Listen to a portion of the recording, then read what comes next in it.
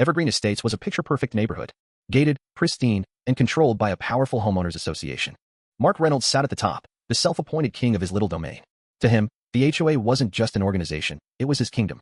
Rules weren't just guidelines, they were laws, and he enforced them ruthlessly. Homeowners feared him. Fines were his weapon. Power was his addiction. But everything changed on a night that no one would ever forget. It started with a single spark, a faulty wire inside Sarah Whitman's home. Within minutes, flames erupted, devouring walls, furniture, and memories. The fire spread rapidly, turning the modest two-story home into an inferno. Smoke billowed into the sky, an ominous signal in the quiet, manicured streets. Sarah, a single mother, had just put her 5-year-old daughter, Lily, to bed when she smelled the smoke. Heart-pounding, she ran upstairs, scooped Lily into her arms, and bolted for the front door. But the fire was too fast. Flames licked the stairwell behind her, cutting off their only escape route. Outside, neighbors saw the fire first. They called 911, screaming for help. Within moments, the distant wail of sirens pierced the night.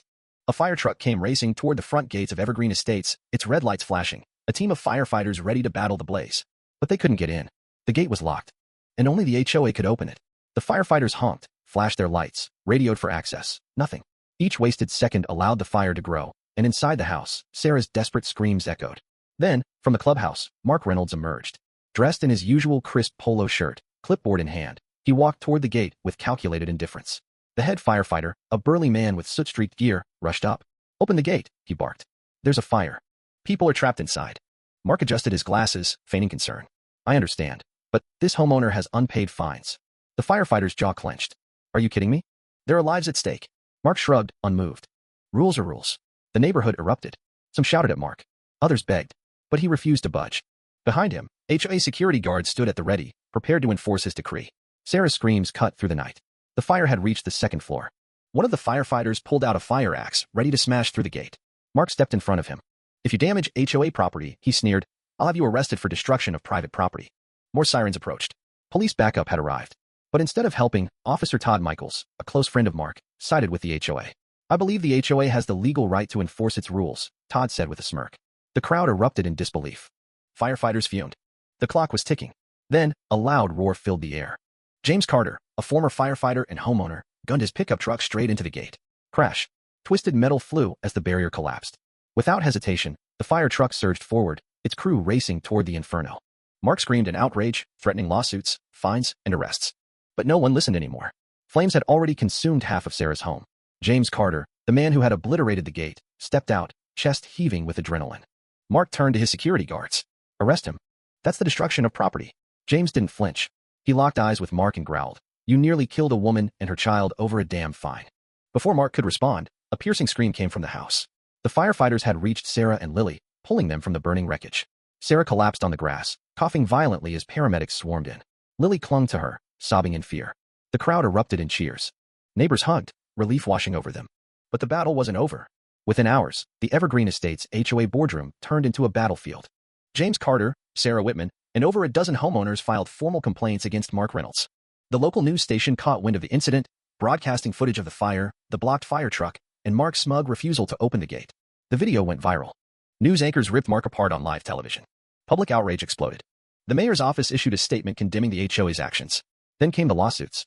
Sarah Whitman filed a civil suit against Mark Reynolds for negligence and obstruction of emergency services. The firefighters joined her, citing the danger his actions had caused. The district attorney stepped in, announcing an official criminal investigation.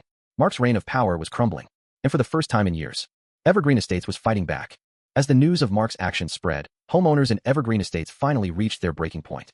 For years, they had endured his iron-fisted rule, swallowing fines, unreasonable restrictions, and his blatant abuse of power. Now, they had evidence. Now, they had momentum. James Carter wasted no time. "We're not just filing complaints," he said during a community meeting in Sarah Whitman's backyard. "We're taking back our neighborhood." Dozens of homeowners gathered, their expressions hardened with resolve. "We demand his removal from the HOA," Paul Jensen, a longtime resident, declared. "And we want a full audit of every dollar he's collected." A murmur of agreement rippled through the crowd. Linda Bishop, a retired accountant, held up a folder. "I started digging into the HOA's finances. There are missing funds, tens of thousands in administrative fees that don't add up." Tom, the neighbor who had confronted Mark before, shook his head. "He's been stealing from us for years." Sarah, still recovering from the trauma of the fire, stood tall. "We're taking him down, and we're doing it legally." For the first time in years, the residents of Evergreen Estates were united. Word spread fast, and soon, even homeowners who had previously stayed silent began stepping forward. The HOA bylaws allowed for a vote of no confidence, a rarely used clause that could remove Mark from his position if 75% of homeowners signed a petition. James and the other residents went door to door, explaining the situation. Some residents were hesitant, fearing retaliation, but the video footage of the fire and Mark's actions was undeniable. "We're done being scared," Linda told one nervous homeowner.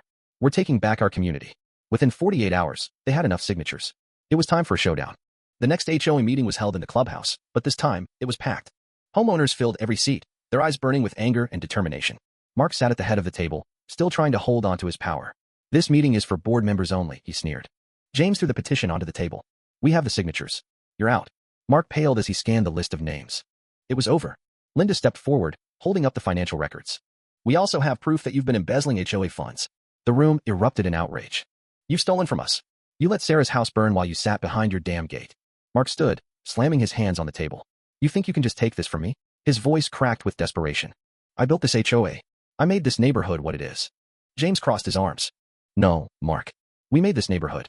You just took advantage of it." Mark's gaze darted around, looking for supporters. But there were none. Even his former allies on the board refused to meet his eyes. The vote was taken. Unanimous. Mark Reynolds was officially removed as president of the Evergreen Estates HOA. But the battle wasn't over yet. The very next day, county officials arrived. They had reviewed Linda's findings and launched a full-scale audit. What they discovered was even worse than anyone had imagined. Mark had not only embezzled HOA funds, but he had also fraudulently increased fines on select homeowners while giving discounts to those who bribed him. By the time law enforcement knocked on his door, Mark had nowhere left to run. "You can't do this to me," he shouted as officers cuffed his wrists.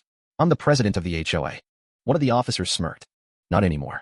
As Mark was led away, the entire neighborhood gathered, watching the downfall of the man who had terrorized them for so long. Someone in the crowd started clapping, then another, and another, until the entire neighborhood erupted in applause. The reign of Mark Reynolds was over. In the weeks that followed, Evergreen Estates transformed. A new HOA board was elected, one that actually listened to the residents. Unjust fines were refunded. The ridiculous, oppressive rules were abolished. Sarah and Lily moved into a new home, built with donations from the community. And James? He became the new HOA president, one who would ensure that power never corrupted their neighborhood again. Evergreen Estates was finally free, and it would never fall into tyranny again.